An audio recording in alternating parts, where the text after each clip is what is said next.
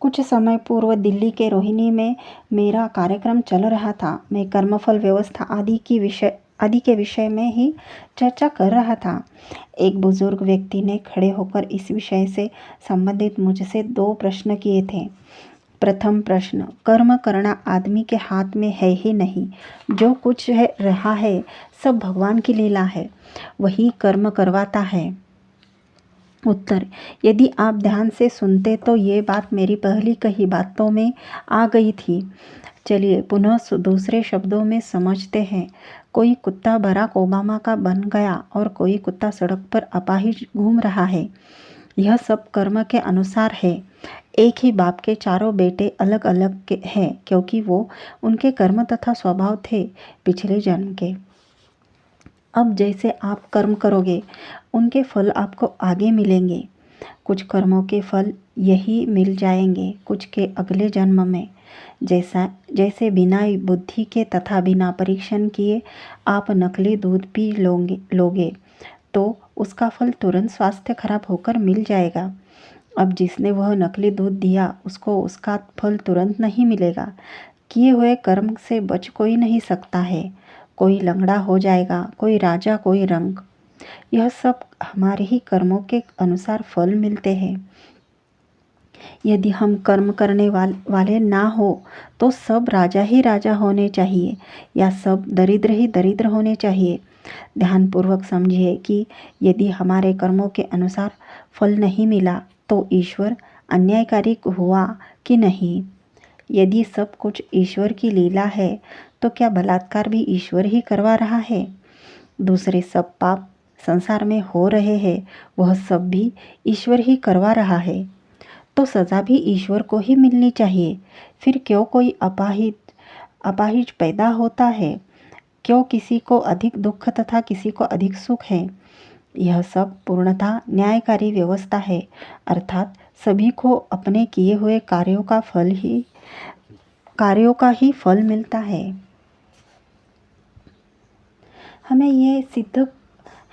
हम ये सिद्ध कर चुके हैं कि ईश्वर न्यायकारी है। न्याय कब होता है? जिसने जितनी मात्रा में जैसे कर्म किए हैं उतनी ही मात्रा में उतना ही उसको वैसा ही फल मिले, तभी उसे न्याय कहते हैं। अतः ईश्वर न्यायकारी है, इसीलिए उसने हम सब मनुष्यों को कर्म करने की स्वतंत्रता दी है। दूसरा प्रश्न, कर्म कैसे बनता है? उत्तर, कर्म बनता है हमारे क्रियाकलापों से। मन द्वारा प्रेरित क्रियाकलाप ही कर्म कहलाते हैं। यह इसकी साधारण सी परिभाषा है। इसे सरल भाषा में समझिए। जैसे मैं बोल रहा हूँ तो यदि मैं आपको अगर कुछ अच्छी बात बता रहा हूँ, सत्य बता रहा हूँ, तो यह मेरा अच्छा कर्म है। यदि मैं आपको गुमराह कर रहा हूँ, गलत बात बता रहा हूँ, तो यह मेरा बुरा कर्म है। ये अच्छा अथवा बुरा कर्म करने में मैं स्वतंत्र हूँ, इसीलिए ईश्वर भी फिर फल देने में स्वतंत्र है।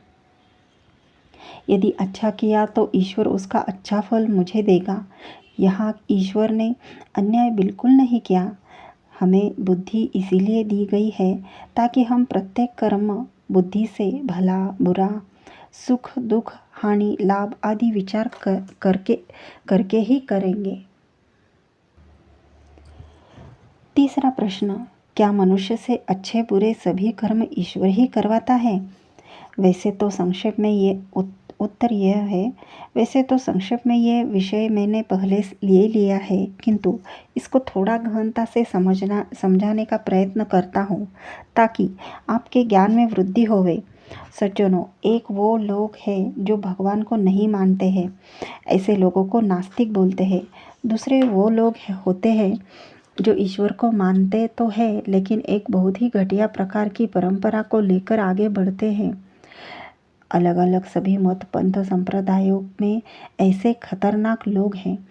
वो कहते हैं कि जो कुछ हो रहा है वो यहोवा, अल्लाह, भगवान करवा रहा है, सब ईश्वर करवा रहा है, हम कुछ नहीं कर रहे हैं, सब भगवान की माया है। इसका अर्थ ये हुआ कि चोरी, निर्दोषों की हत्याएं, बलात्कार, भ्रष्टाचार, व्यभिचार आदि सब कुछ भगवान करवा रहा है।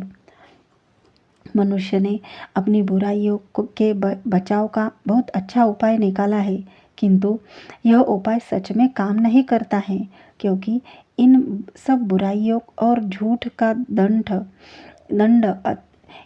दंड अवश्य मिलने वाला है। कर्म हुआ है तो फल अवश्य मिलेगा। सामान्य संसार की आंखों में धूल झोंकी जा सकती है, किंतु सर्वव्यापक और सर्वशक्तिमान ओम के साथ कोई धोखा नहीं कर सकता है। मैंने देखा है कि अनेकों बार सामान्य धर्मात्मा लोग भी कह बैठते हैं कि जो हो रहा है अच्छा हो रहा है, सब भगवान का खेल है, हम तो केवल उसके मोहरे हैं, लेकिन चाल वही चलता है। लेकिन जब इन लोगों का कोई परिवार वाला डॉक्टर के हाथों गलती से अथवा जानबूझकर मर जाता है, तब ये सब लोग उस अस्पताल को तोड़ने फोड़ने लगते हैं। उस समय ये लोग क्यों नहीं कहते हैं कि जो हो रहा है सब अच्छा हो रहा है और ये डॉक्टर ने नहीं, भगवान ने किया है। यदि सब कार्य ईश्वर ही करवाता है तो क्यों नहीं उसी से अपना खाना बनवाते हो, क्यों नहीं उसी से अपना घर साफ करवाते हो। अब कुछ लोग कहते हैं कि हम तो निमित्त मात्र है, हमारे द्वारा ही ईश्वर सब कार्य करवाता है। इस बात में भी दम नहीं है, क्योंकि ईश्वर को आपने कार्य करने के लिए निमित्त की आवश्यकता पड़े तो वह ईश्वर अर्थात सर्वशक्तिमान कैसा। हम जैसे जीवों को अपने कार्य करने के लिए शरीर आदि की आवश्यकता पड़ती है, ईश्वर को नहीं। ये तो वही बात हो गई कि चोरी करके दोषी चोर कोतवाल को ही दोषी ठहराने लग जाए। जिस प्रकार से किसी निर्दोष की हत्या के आरोप में बंदूक को सजा नहीं दी जाती है, बल्कि बंदूक चलाने वाले को ही दंड दिया जाता है, वैसे ही स्वतंत्र रहकर जीव कर्म करता है और जीव ही अपने कर्मों का अच्छा बुरा फल भोगता है।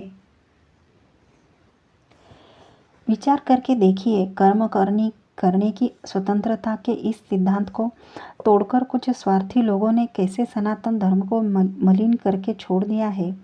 जो गलत काम लोगों को तो स्वयं करने होते हैं, वो सभी श्री राम, श्री कृष्ण, शिव जी, हनुमान जी के चरित्र में डाल दिए गए हैं।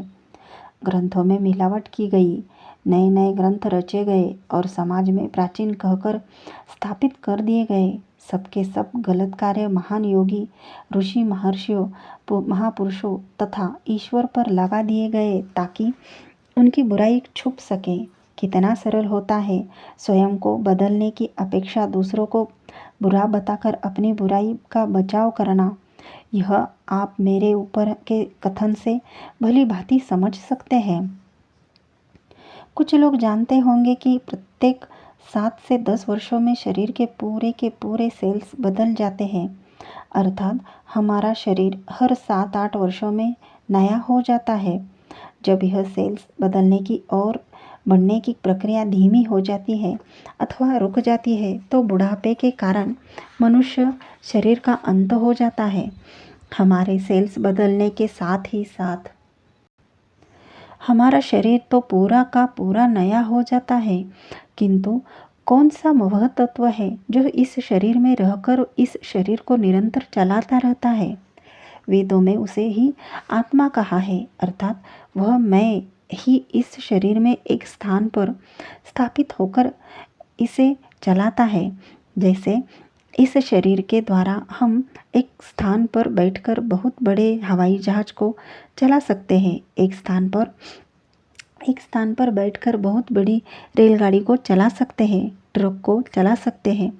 वैसे ही जीवात्मा में इस शरीर को चलाने वाला है। जीवात्मा मैं इस शरीर को चलाने वाला है। जीवात्मा ही शरीर में रहकर इससे कार्य कर रहा है। अपनी इच्छा से शरीर के अंगों आदि को दिशा निर्देश देकर भिन्न भिन्न क्रियाओं को करता है। ईश्वर ने जीवात्मा को शरीर देकर उसे इस शरीर का मालिक बनाया है ताकि वह अपनी इच्छा से कार्य कर सके। इसको थोड़ा वैज्ञानिक भाषा में समझने का प्रयास करें।